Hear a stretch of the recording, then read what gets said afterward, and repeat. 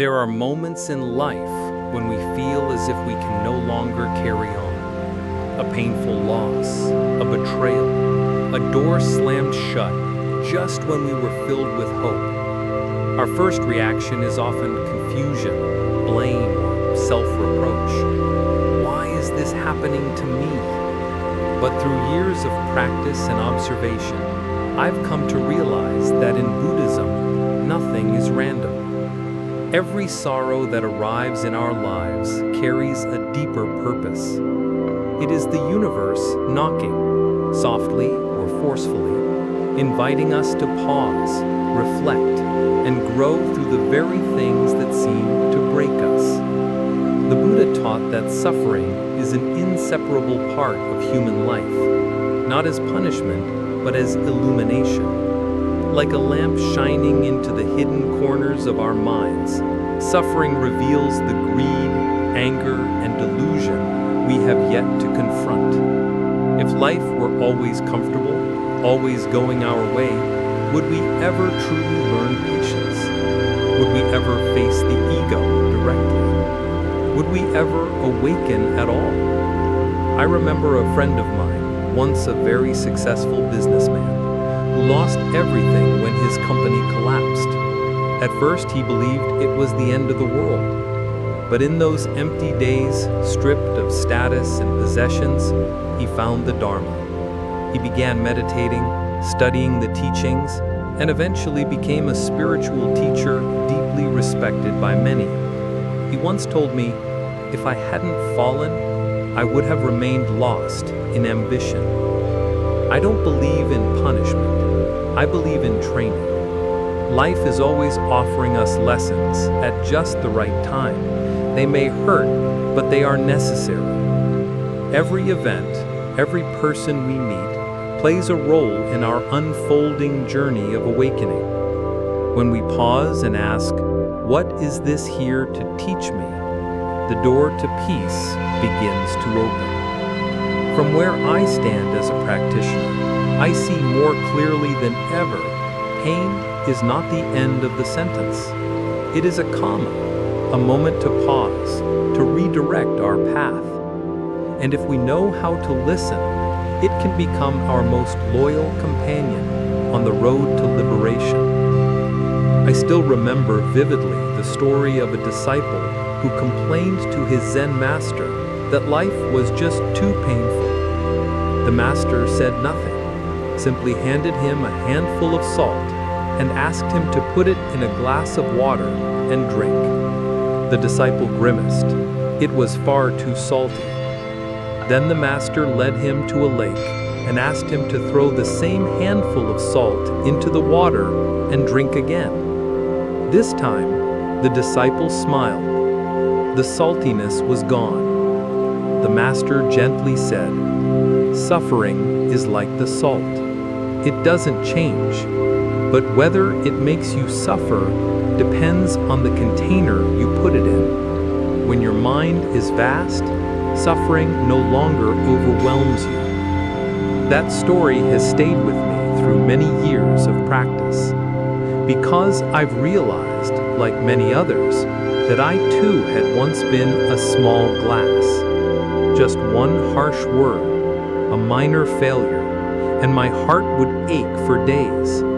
We often lack the inner space to hold, to understand, or to release. We cannot control the salt life gives us, the losses, setbacks, or pain. But we can choose the size of our vessel, the depth of our own heart and mind. I once met a mother who had lost her child in a tragic accident. That unbearable sorrow shut her away from the world for nearly 2 years. Each time the memory surfaced, it drowned her. But eventually she turned to meditation and the Buddhist teachings. One day she told me, while sitting in silence, she suddenly saw her child as a flower that had fully bloomed. It wasn't that the pain vanished. It just no longer filled her entire inner world. Her mind had become a vast lake. She began helping other grieving mothers, transforming her sorrow into compassion and understanding. The lesson is this: don't try to erase the salt.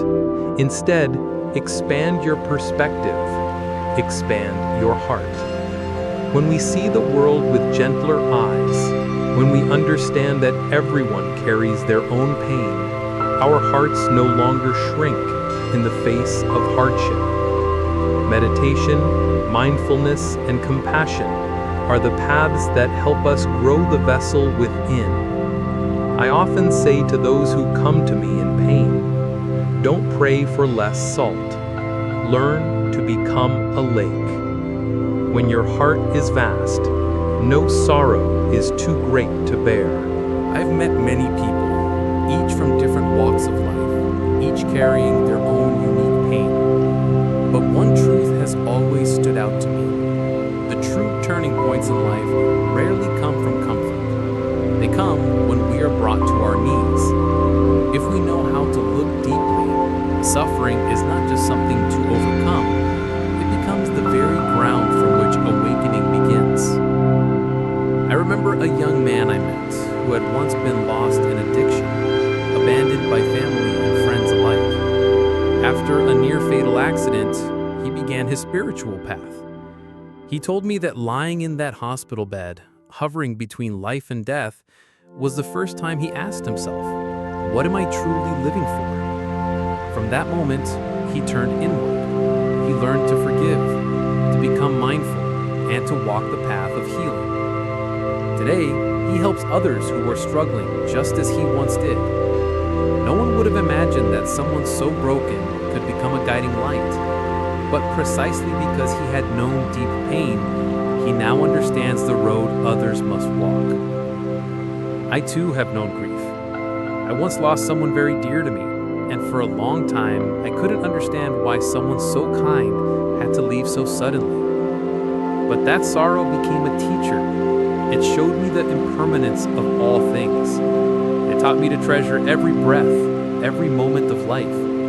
I turned more deeply toward practice, slowed down, and began sharing what I had learned. Without that heartbreak, I might have continued chasing outward things, forgetting the way home to my own heart. Buddhism doesn't teach us to avoid pain. It teaches us to transform it.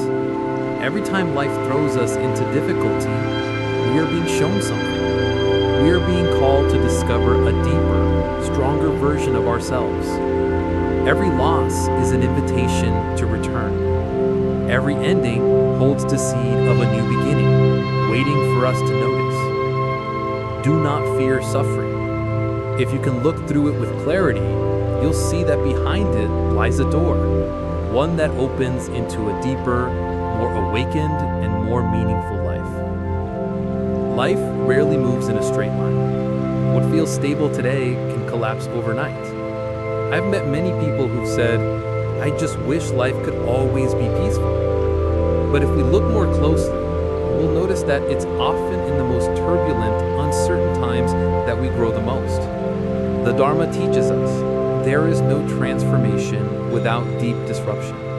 Chaos, though frightening, is a vital catalyst for awakening. I often compare those painful chapters in life to soil being tilled. On the surface, it may look messy and chaotic, but in truth, it is being prepared, softened for a new season of planting. If the soil of our heart remains undisturbed, never touched by a storm, how can the seeds of wisdom and compassion ever take root and grow? There's a story I like to share about a butterfly in its cocoon. A man, seeing the butterfly struggle to break free, felt sorry and gently tore the cocoon to help it out. But once free, the butterfly's wings were weak. It could never fly. What the man didn't realize is that the struggle itself was necessary. It was what strengthened the wings. Without resistance, there is no resilience. And in the same way, every challenge we face is an opportunity to refine our inner world, to test our limits, and to face ourselves honestly. I've been through a time in my life when everything seemed to fall apart. Direction lost, work unraveling, relationships strained. Yet it was in that very unraveling that I finally turned inward. I learned to sit in stillness, to practice mindfulness, and to clearly see the patterns that had been shaping me unconsciously. Without that collapse, I might have stayed in my so-called comfort zone, stable on the outside, but stagnant within. The Buddha never taught us to avoid chaos. He taught us to meet it with a calm heart. In the storm, we learn to breathe deeply. Amid upheaval, we learn not to be swept away. And when our mind no longer trembles in response to circumstances, even in the fiercest winds, we can still find a quiet refuge within. Chaos, when viewed through the lens of wisdom, is not a curse. It's an essential companion on the path of transformation. There are times in life when we feel as though we're swimming against the current. Nothing seems to unfold the way we had hoped. Plans are delayed, dreams fall apart, and people we once trusted walk away. In those moments, it's easy for the heart to sink into confusion, self-doubt, and a sense of being lost. But ever since I stepped deeply into the path of spiritual practice, I've come to realize that there is an invisible current flowing through every moment. In Buddhism, we call this Dharma. Dharma is not a rigid destiny, nor is it a fate handed down by some higher being. It is the natural law that governs all of existence. Everything that happens, whether or not we understand it, has a place, a reason, and belongs to a greater harmony. When one door closes, it's because we are meant to walk a different path. When someone leaves, it's to make space for another connection to enter. When a dream crumbles, it may be because the soul is ready for something even greater. I remember a time when I was deeply passionate about a project. Everything was set in motion until it collapsed at the very last minute due to reasons beyond my control. I was disappointed. But just a few months later, I was invited to take part in something even more aligned with my purpose. That was when I truly saw Dharma at work. What seemed like an unfair delay was actually a subtle, precise arrangement, ensuring that things would arrive not just at the right place, but at the right time. Buddhism teaches us a tree does not rush to bloom, a river does not resist its flow, and the universe is never late. It is only humans who try to force life to fit their desires, and in doing so, we suffer. To live in harmony with Dharma is to listen, to know when to move forward and when to pause, to sense when to act and when to simply be still, and to trust that some answers will only come after a long, silent unfolding. Each of us walks a path that is uniquely our own. Comparison only distorts that journey. What matters most is to keep faith alive, to walk slowly and steadily, and to believe that life is not working against us. It is training us, guiding us, and bringing us home to where we truly belong, even if it's not in the way we once imagined.